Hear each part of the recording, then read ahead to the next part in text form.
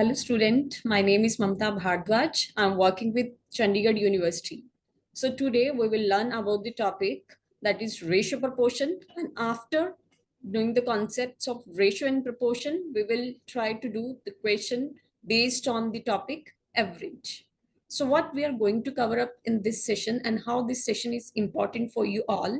So in the given session, first of all, we will learn about the basics of ratio and different kinds of ratio and proportions. And after that, we will try to solve some questions based on ratio and proportion. And then we will cover up the concept of average. We will learn about the average, basic concepts of average, inclusion, exclusion, and the concept of replacement, as well as we will try to do the concept of weighted average. So let's try to do the questions with the help of PPT. So we will do ratio proportion and after that average. So first of all, we will start with ratio and proportion. So what we are going to cover up in this is ratio, meaning types of ratio, what is the meaning of proportion and types of proportion, and the problems based on ratio and proportion. So ratio. A ratio is the number that can be used to express one quantity as a fraction of the other one. Or we can say that a ratio is nothing but if we are comparing two numbers by means of division, that is known as ratio. So the two numbers in ratio can only be compared when they have the same unit. This is the very important concept. The units of the number, it should be same. We make use of the ratio to compare two things. And we are going to use the sign of ratio as this. A ratio, it can be written as a fraction, say 2/5. Or in ratio, it can be written as 2:5. So ratio, it can be represented in three different forms such as A to B, A is to B, and A upon B, one of the same thing. Here A is called the first term or antecedent and B is called the second term or consequent. Let's take one example. As the ratio is given to us 4:9. So 4:9. If we multiply these two numbers with the same number 2, we will get 8:18. And if we are multiplying the same number with 3, we will get 12:27. So this is one of the example of ratio. Now, what are the different kind of ratios? If A is to B is the ratio is given to you, then A square is to B square is the duplicate ratio. This is known as the duplicate ratio of A is to B. And if we are taking the square root of A and B both, that is known as the subduplicate ratio of A is to B. And if we are taking the cubes, so this is known as triplicate ratio. So let's take one example. If the ratio is given to us as, let's say, 4:9. So what is the duplicate ratio of 4:9? So duplicate ratio of 4:9 is 4 square and 9 square. And what is the sub-duplicate ratio of 4:9? So sub-duplicate ratio may we have to take the square root. We need to take the square root of 4 and 9. So it comes out to be square root of 4 and 9. Right? So it becomes 2:3. And in triplicate ratio, we need to take the cube of both the ratios. 4:9. So it comes out to be 4 cube and cube of 9. So these are the different kind of ratios, that is the duplicate ratio, subduplicate ratio, and triplicate ratio. Now we will learn about the proportion. So in proportion, the two ratios, let's say A is to B and C is to D are given to us. Here B and C, they are called the means or the mean terms. Whereas the term A and D, they are known as the extremes or extreme terms. So we can write these two ratios as A upon B equals to C by D. Means the ratio of these two, that will be equal, only then we can say that A is to B, it will be proportional to C is to D. And this is the sign of proportion. A is to B is proportional to C is to D. Now, there is one concept which came from this proportion of these two ratios, A is to B and C is to D. Here, as I have already told you that B and C, these are the means. And C, A and D, these are the extreme terms. So in this product of means, it will always be equal to product of extremes. So we can say that B into C, it will be equal to A into D. Product of means will be equal to product of extremes. So do remember this. So let's take one example. So let's consider an example of a number of students in a classroom. So our first ratio of the number of girls to boy is given to us as 3:5. And that the other ratio from girls to boys is given to us as 4:8. Then the proportion, it can be written as, so proportion is 3:5, and this is the sign of proportion is 4:8. It can be written as 3/5 equals to 4/8. So here 3 and 8, these are the extremes, while 5 and 4, these are known as the extreme terms. 3 and 8, these are the extreme terms, and here 5 and 4 are the mean terms. So 3 and 8 are the extremes and 5 and 4 are the mean terms. Now remember, the ratio value doesn't affect when the same non-zero number is multiplied or divided on each term. There is not any effect will be on the overall ratio when the ratios are either the multiplied or the divided with the same number. I hope till now concept is clear. Now we are going to learn about the concept of fourth, third, and mean proportional. So what is the fourth proportional? Let's say A, B, C, and D. 4 terms are given to you, and A is to B equals to C is to D. Then D is known as the fourth proportional to A, B, and C. Right? D is called the fourth proportional to A, B, and C. And the third proportional, A is to B equals to C is to D.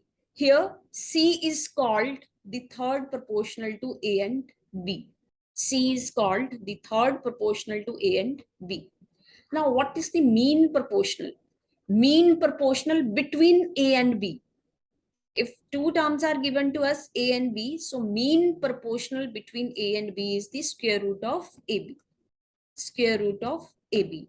And if 3 terms are given, let's say A is to B and B is to C, then product of means equals to product of extreme. So here B equals to square root of AC, and B is the mean proportional to A and C. Now, let's say A is to B, ratio is given to you as M is to N, and B is to C, ratio is given to you as P is to Q. Then you need to find out the ratio of A, B, and C. So A is to B is to C, it will be equal to M into P, P into N, and N into Q. Right? In this way, you can find out the ratio of A is to B is to C. So let's try to do with the help of an example. Let's say A is to B is given to you as 2 is to 3. And B is to C is given to you as 4 is to 5. Now we can see here A is to B is 2 is to 3. B is to C is 4 is to 5. Now B is repeating here. Here B is repeating, but in both the ratios, the value of B is different. Here the term B is 3, and in the next ratio, the term B is 4. So how we can find out A is to B is to C? So first of all, we need to same this the value of B. So we can use this concept by multiplying this 4 with 2 and 4 with 3, right? Or we can say this 3 with 5. So it comes out to be 8 is to 12 is to 15. 8, 12, 15. And here it should be 50. And A is to B is to C. Or what can we do to find out the ratio of A is to B is to C is, if we same the value of B in both the ratios. So 3 and 4, what is the common number between 3 and 4? That is 12. So to make 3 as 12, we need to multiply it with 4. And to make 4 as 12, we need to multiply this number with 3. So we will get 8 is to 12 and 12 is to 15. So again, we will get the ratio as 8 is to 12 is to 15. And if more than 3 terms are given here, let's say A, B, C, and D. So let's take the example. A is to B is given to us as 2 is to 3. B is to C is given to us as 3 is to 4. And C is to D is given to us as 8 is to 5. Now, how we can find out A is to B is to C is to D? Here you can see B is repeating and C is repeating.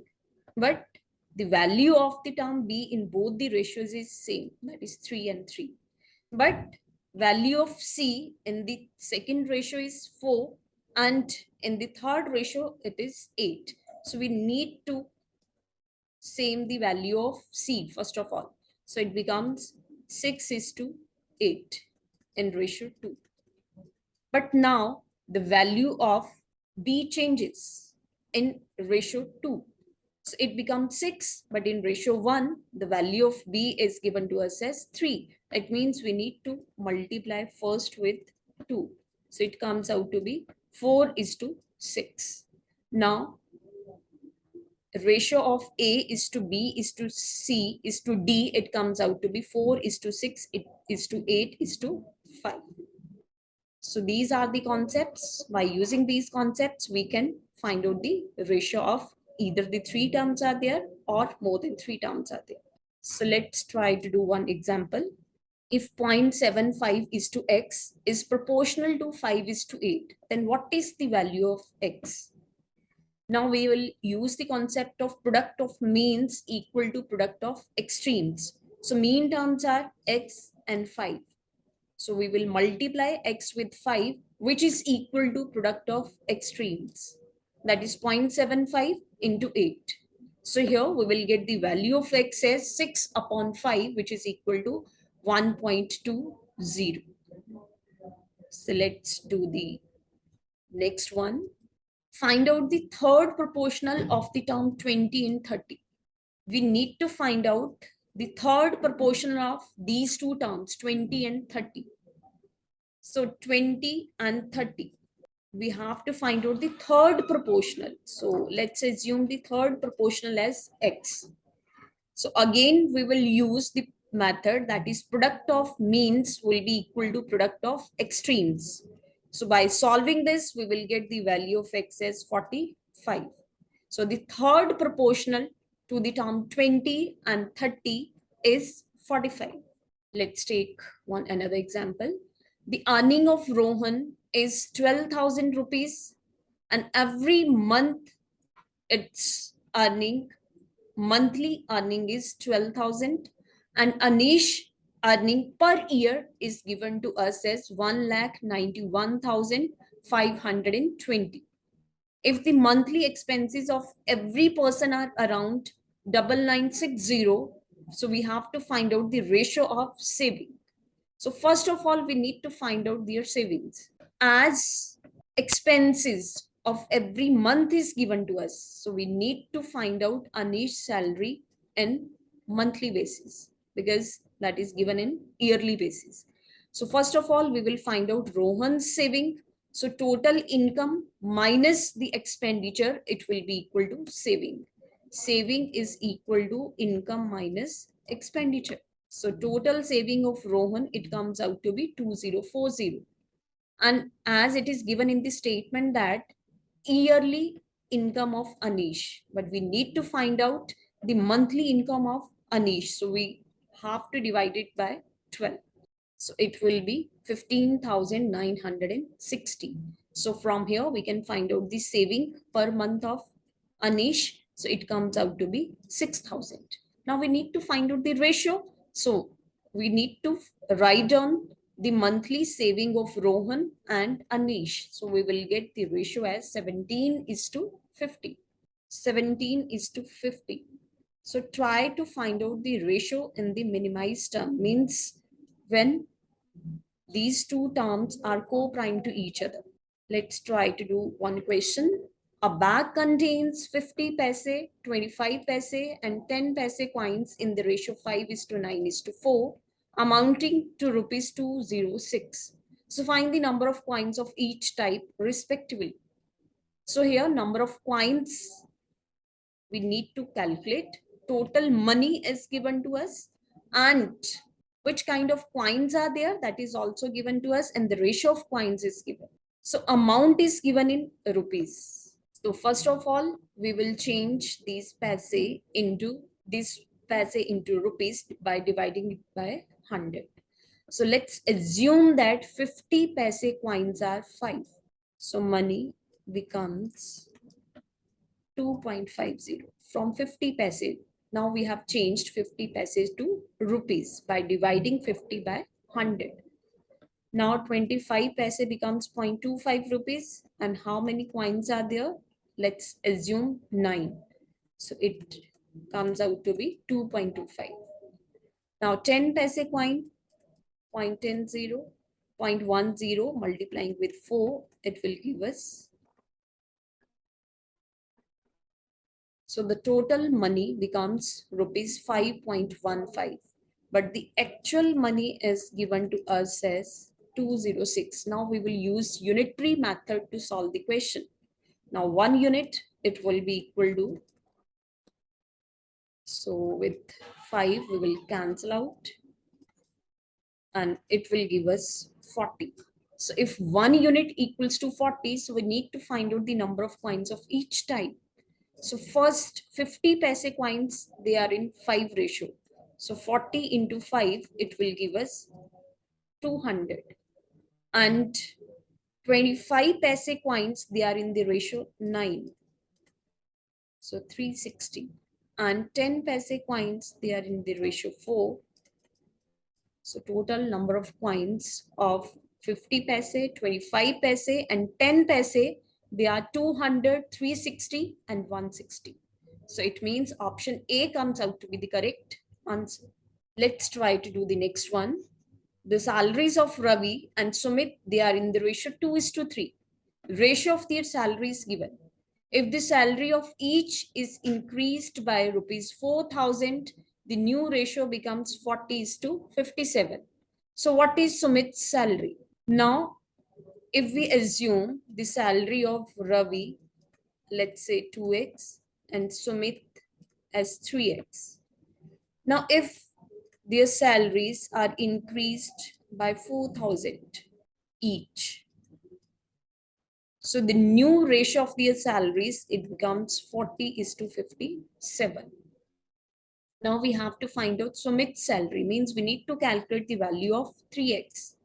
Now we need to solve this. So we have to cross multiply. So it comes out to be 57 into 2x plus 4,000, which is equal to 40 into 3x plus 4,000. So it becomes and 120x. So when you solve, you will get 6x, that is equal to 68,000. But we need to find out the salary of Sumit. The salary of Sumit is 3x. It means we need to divide it by 2. So we will get 3x as 34,000. So now the salary of Sumit, it comes out to be 38. Okay, 34,000 will be the initial salary of the Sumit, right? And now it is increased by 4,000. So salary of Sumit, it comes out to be 38,000. So option A is the correct answer. I hope the question is clear. Let's try to do the next one. A, B, and C divide rupees 6,300 among themselves in the ratio 5:7:9. If rupees 400 is divided to each of their shares, then what is the ratio in which they will receive the money? So ratio is given to us initially, in which they will divide 6,300. So the total of these values, that is 5 plus 7, which is equal to 12. 12 plus 9 is 21. So total value is given to us as 6,300. It means 21 units will be equal to 6,300. So 1 unit, it will be equal to 300. If 400 is added to each of their shares, now one value is 300. The 5 value, it comes out to be 1500. 7 value, it will be equal to 2100. And 9 value, it will be equal to 2700. But now, as 400 is added to each, so it will be plus 400 plus 400. And this is equal to 1900. 2500 and 3100. Now we need to find out the ratio. So ratio comes out to be, so in ratio, same terms, they will get cancelled out. So we are left with 19:25:31. So it will give us the answer as option C. So I hope the concept of ratio and proportion is clear.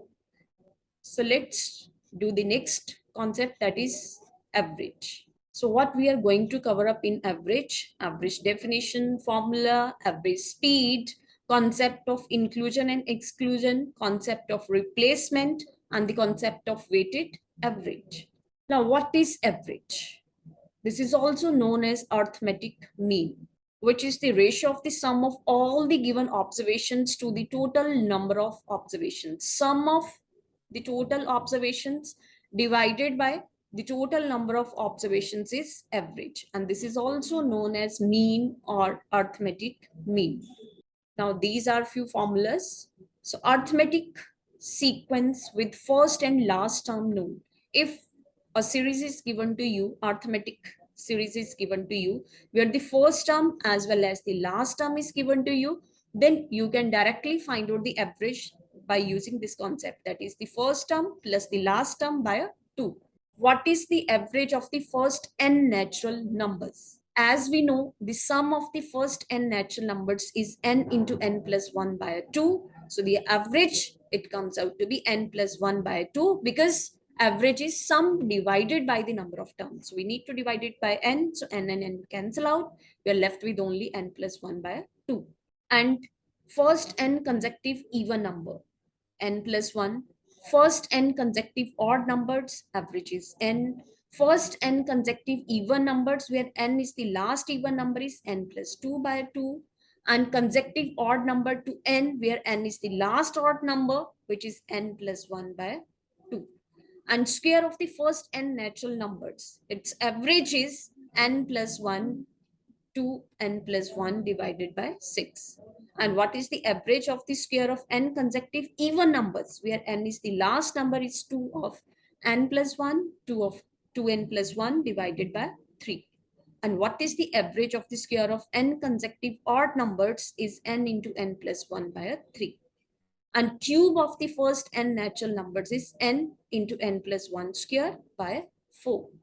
So do remember these concepts. It will be helpful while solving the questions. So let's take one example. What is the average of the natural numbers from 1 to 67? So that is quite difficult if we are going to do the question manually. Means if we are adding all the terms from 1 to 67 and then divided by the number of terms. As we know, the average of first n natural numbers is n plus 1 by 2. So we are going to use this concept, and within fraction of seconds, we will get the answer. So answer comes out to be 34. So next question. The average of 7 consecutive numbers is given to us as 20. What is the largest of these numbers? consecutive numbers having the difference between each of the number is 1. So as numbers are not given to us, so we can assume the numbers are x, x plus 1, x plus 2, up to so on. And the average of these 7 numbers is given to us as 20. It means we need to add all these terms and then divided by 20. We will get divided by 7. We will get the average as 20. But we are not going to solve the question like this. Remember, if in counting number of terms are odd and the difference between each of the term is same, then middle term will be the average. I'll repeat. If in counting number of terms are odd, as 7 terms are there, so 7 is an odd number. And 7 consecutive numbers are there, it means difference between each of the term is same, that is 1. So middle term will be the average. It means 20, it will be in the middle. So 3 number will be on the left hand side of 20 and 3 number will be on the right hand side of 20 with the gap of 1. So the next number is 21, 22, and the last number will be 23. And what he is asking, what is the largest of these numbers? So you need to find out the largest number, means the last number. So it is 23. So here answer comes out to be 23. Next is the concept of average speed. An important concept is this. So if a person travels a distance at the speed of x kilometer per hour and the same distance at the speed of y kilometer per hour, then average speed during the whole journey is 2xy upon x plus y. So remember one thing, this is valid only when the distance is same. When the distance is same. For the going trip and the return trip, if the distance is same, so we can use this concept to find out the average speed. And if a person covers A kilometers at x kilometer per hour, B kilometers at y kilometer per hour, and C kilometers at z kilometer per hour, then the average speed in covering the whole distance is A plus B plus C. A is the distance, first distance, B is the second distance, and C is the third distance. Means the total distance upon total time, it will give us the speed. So time is distance upon first speed, distance upon second speed, and third distance upon third speed. And this concept is applicable when whether the distance is same or not same. But the first concept is applicable only when the distance covered is same. Let's try to understand with the example. A car travels the first 1/3 of a certain distance with the speed of 10, next 1/3 with the speed of 20, and the last 1/3 with the speed of 60.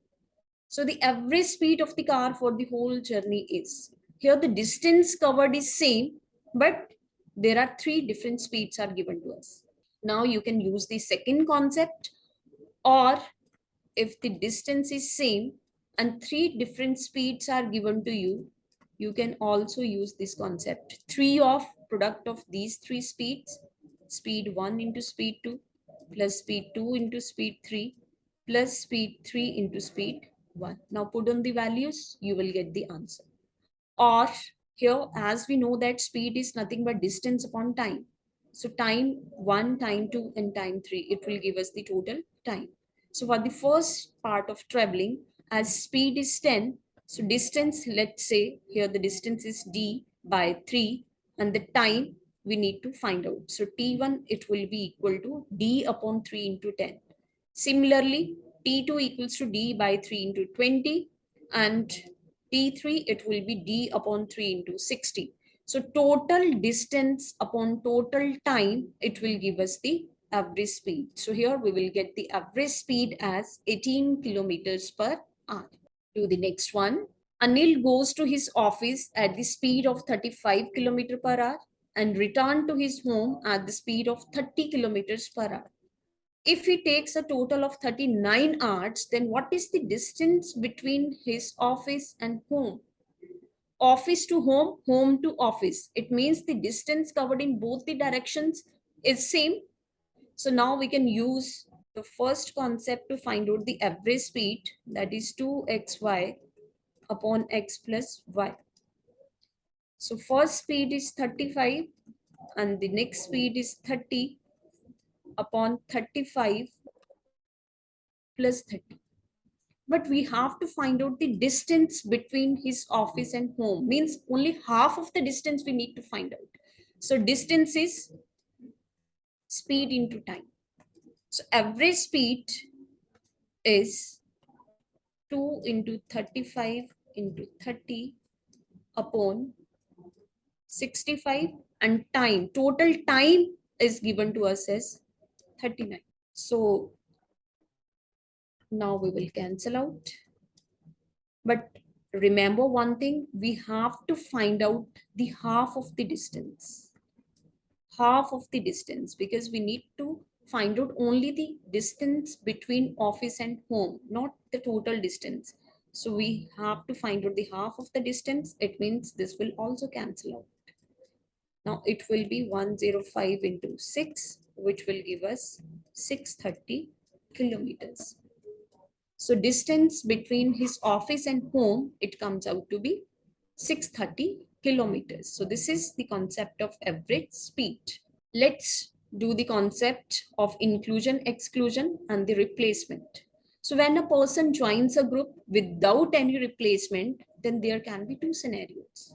Scenario one, when the average age increases, then the age of the incoming person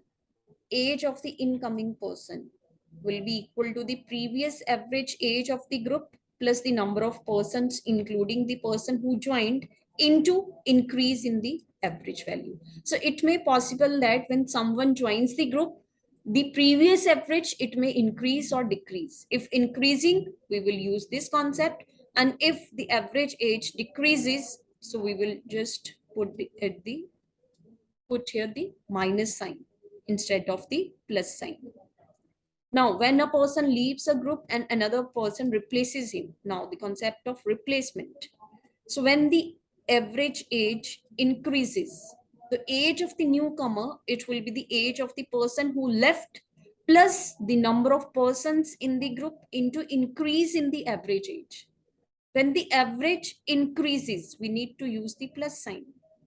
And when the average age decreases, so age of the newcomer, it will be the age of the person who left minus the number of persons in the group into decrease in average.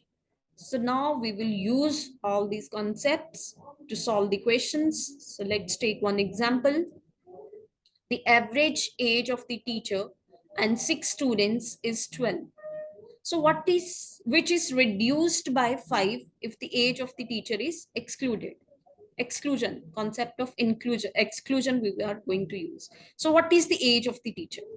Initially 6 students and 1 teacher is there. It means total number of people, it will be 7. And their average is 12, which is reduced by 5 when the age of the teacher is excluded. So what is the age of the teacher? So we need to find out the age of the teacher. So when the initial average is 12 and the number of people will be 7. So their total age becomes 84. And now the average when teacher is excluded, when the new average when the teacher is excluded, so average reduced by 5. Now 12 minus 5, new average becomes 7. So the total age of the 6 students, it becomes 42. So the difference between the total and the total age of the student, it will give us the age of the teacher. It will give us the age of the teacher. So age of the teacher, it comes out to be 42. Age of the teacher comes out to be 42. Do one more question. The average age of a group of students is 26 years. If a 77-year-old teacher joins the group, the average increases by 1 year. So the number of students in the group is. Now, the teacher joins the group, the average increases. So this is the concept of inclusion.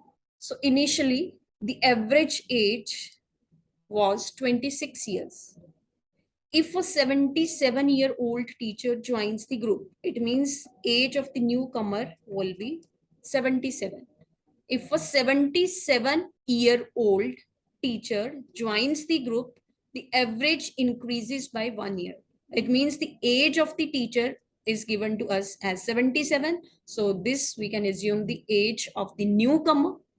So which is equal to the previous average, that is 26, plus the number of people including the person who joined. So let's assume initially the number of students, they were x, and when teacher joins, total becomes x plus 1 and into increase in average. So average increases by 1 year. So 77, 26 plus 1, it will give us 27. So 77 minus 27, so number of student, it comes out to be 50. So 50 students are there. So number of students in the group, it will be 50. Do the next one. Average age of A, B, and C is 84 years. When D joins them, the average becomes 80 years. A new person E, whose age is 4 years more than D, replaces A. Now we are going to use the concept of replacement. And the average of B, C, D, and E becomes 78 years. So what is the average? What is the age of A? We need to find out the age of A. So average age of A, B, and C is given to us as 84. When D joins, the average becomes 80. It means average decreases by 4. So what will be the age of D? What will be the age of D? So initial average, previous average, it was 84. And now the average decreases by 4. And the after including the age of D, so total number of person become 4. So 84 minus 16, it will give us 68. So age of D, it will be 68. A new person E, whose age is 4 years more than D. 4 years more than D. So age of E, it comes out to be 72. Replaces A, and the average of B, C, D, and E becomes 78. B, C, D, and E, it becomes 78. So now it means again the average decreases. Again the average decreases. So now we have to find out the age of A. So A ki age, it will be how much there is decrease in average from 80, it becomes 78. Decreases with 2, right? And how many persons are there? 4. So age of the 80 will age of A, it will be 80 years, because as E replaces A, the average decreased. It means age of A, it will be more than age of E. How much more? That is 8. So age of A, it comes out to be 80. Now we are going to do the last concept, that is the concept of weighted average. So when we are going to use the concept of weighted average, let's assume that there are two sections of a class, section A and section B, and average marks scored by the total number of students in section A is given to you, and the average marks obtained by the total students of section B is also given to you, and number of students in both the sections is given, and you have to find out the average of the whole class, means the combined average. Then we are using the concept of weighted average. So let's take the example. There are two batches A and B of a class. Batch A consists of 36 students and batch B consists of 44 students. So find the average weight of the whole class. If the average weight of batch A is 40 and batch B is 35. So average weight of the whole class, it will be equal to average weight of the first batch into the number of students, because we need to find out the sum of terms, right? And average weight of batch 2 and the total number of students divided by the number of students in batch A and the number of students in batch B. So this will be 40 into 36, 35 into 44 divided by 80. So now we can see 4 is common on both sides. So it becomes 10, it becomes 11, and it becomes 20. Now 5 is common, 5, 4, 5, 7, and 5, 2. Now it becomes easy to calculate the answer. Rather than adding, multiplying, and then adding all these numbers, we can shorten the calculations by cancelling few terms. So it will give you the answer as option D. So D comes out to be the average weight of the whole class. So this is all about today's session, everyone. I hope the concepts we did in today's session will be clear to you all. So what we have done in today's session, that is the concept of ratio, different kind of ratios, concept of proportion, and what are the different kinds of proportion, as well as we have done the concept of average, weighted average, average speed, the concept of inclusion, exclusion, and the replacement. So this is all about. Thank you so much. Have a great day ahead. Wish you very good luck.